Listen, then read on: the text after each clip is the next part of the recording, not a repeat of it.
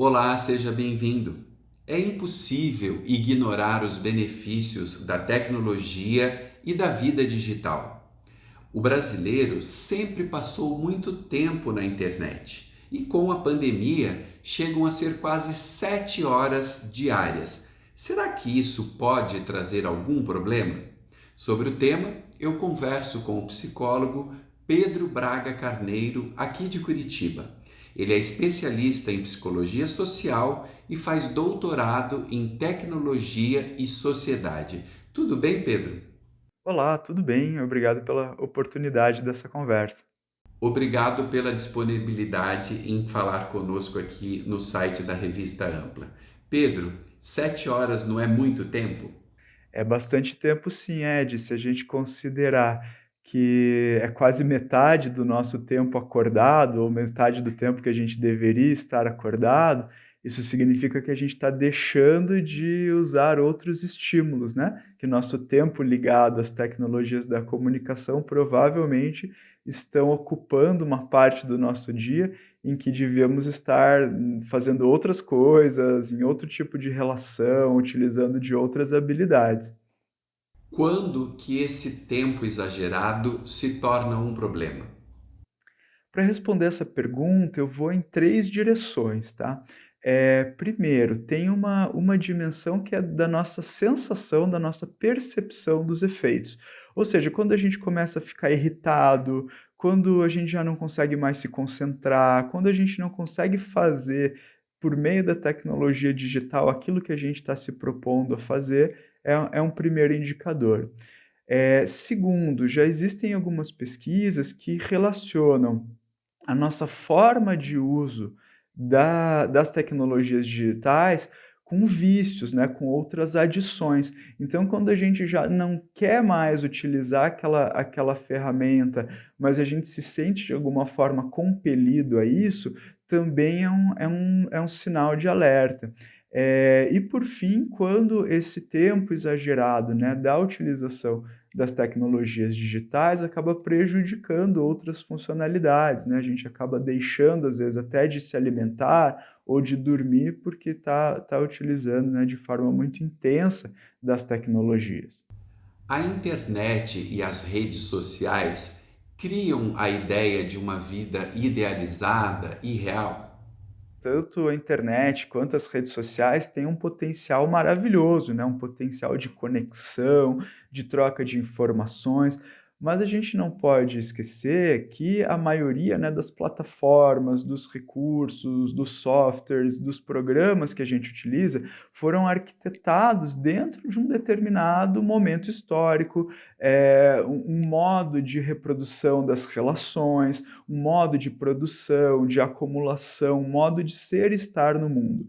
E essas ferramentas foram arquitetadas, de forma a alguém ganhar dinheiro com isso. Então, cada funcionalidade, né, de uma rede social, que a gente utiliza, por exemplo, ela é conformada daquele jeito para prender a nossa atenção, porque alguém está tirando alguma vantagem nessa situação. E criar um contexto idealizado de vida vende, né? Isso se torna interessante ao consumidor. Então, existe uma intencionalidade nessa criação, né, de ambientes irreais, existe todo um prejuízo, né, ao sujeito dada essa condição. O tablet e o celular têm sido usados por pais para, de certa forma, acalmarem os filhos. Até que ponto isso é bom?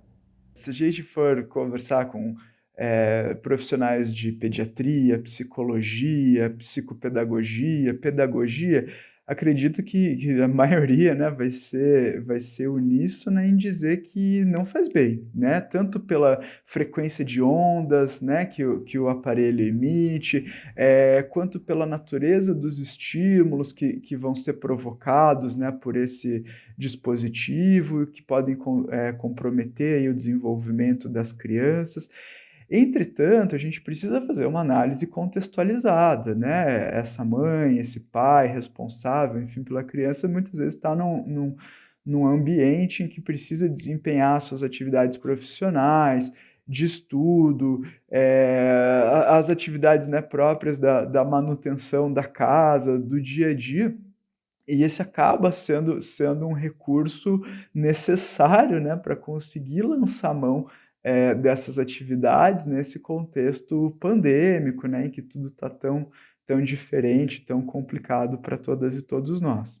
O uso da tecnologia desde tão cedo pode prejudicar o desenvolvimento cognitivo e intelectual da criança? Pode sim, a Organização Mundial de Saúde não recomenda o uso de telas para crianças menores de 2 anos de idade. E a partir dos 2 anos, o limite recomendado é de 1 hora por dia, no máximo, né? Porque mais tempo de exposição do que isso pode trazer prejuízos tanto para a fala, quanto para a socialização, para a forma dessa criança compreender, né, os estímulos que existem ao seu redor no mundo, né. Por isso é altamente não recomendado, o uso excessivo de telas e quando elas forem indispensáveis, né, dada essa conjuntura que a gente está vivendo, que esse uso seja intercalado com outros estímulos, que não sejam um uso prolongado. As redes sociais também se transformaram numa grande fonte de renda para muita gente. Qual que é a sua opinião sobre os influenciadores digitais? E o que as pessoas estão fazendo é vender publicidade, né, vender uma forma de vida, mediada por produtos, por serviços, por experiências que não são acessíveis economicamente para a maior parte da população. Então qual o prejuízo, né, que nós, que não somos influenciadoras digitais, estamos tendo na nossa subjetividade ao sermos expostos diuturnamente por frustrações, né, sendo apresentado para a gente um modo de vida que é insustentável, né, dentro das lógicas de produção, de trabalho, de renda, né, que a gente dispõe na nossa sociedade. Pedro, existe prazer e contentamento fora do mundo digital? As tecnologias digitais, elas só estimulam única e exclusivamente a nossa visão e a nossa audição. E o ser humano é muito mais do que isso, né? A gente é dotado de outros sentidos, outras formas de perceber, a realidade que nos cerca, outras formas de estar em relação. Então é muito importante que a gente consiga encontrar, né, prazer, atividades que a gente gosta de fazer, utilizando de outras habilidades, né? Muita gente tem, nesse contexto de pandemia, quando possível, né, lançado mão de algumas outras atividades, como cozinhar, marcenaria, jogos lúdicos, literatura, né, justamente para poder tomar contato com outros recursos que não os da digitalidade. Já que a gente não pode viver sem a internet, como dosar então o uso dela de maneira adequada? Olha, essa é a pergunta de US$ 1.000.000, né. Porque a gente viveu durante muito tempo sem a internet, né, então não é que a internet ela é indispensável ao funcionamento da vida humana e das relações, mas o modo de vida que a gente compartilha, onde tudo é para já, para ontem, tudo tem que ser automático, tudo tem que ser muito rápido, instantâneo, visual, estimulante, né, esse modo de vida que a gente vai construindo e absorvendo, exige que a gente lance mão das ferramentas da internet, das tecnologias digitais, para a gente se situar dentro desse modo de vida. A resposta mais fácil ou menos difícil, né, para essa pergunta, nos empurra muito para a individualidade.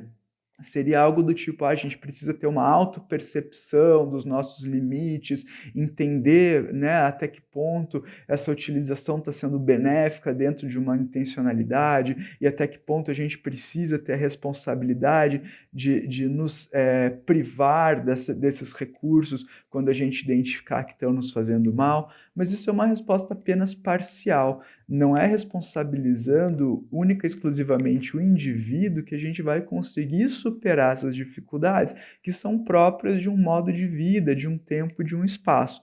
Para a gente de fato conseguir avançar, né, no sentido de um uso mais benéfico das tecnologias, é necessário um compartilhamento de responsabilidades, uma responsabilização coletiva, para que a gente possa, enquanto sociedade, ser mais compreensivos uns com os outros, quanto àquilo que a gente exige dos nossos colegas de trabalho, dos nossos familiares, dos nossos amigos e respeitar os processos, os tempos de cada uma e cada um. Pedro, obrigado por participar da nossa conversa ampla. Eu que agradeço a oportunidade, espero que tenha sido interessante para todas e todos que compartilham dessa conversa com a gente. E a você, obrigado pela atenção e até o próximo vídeo.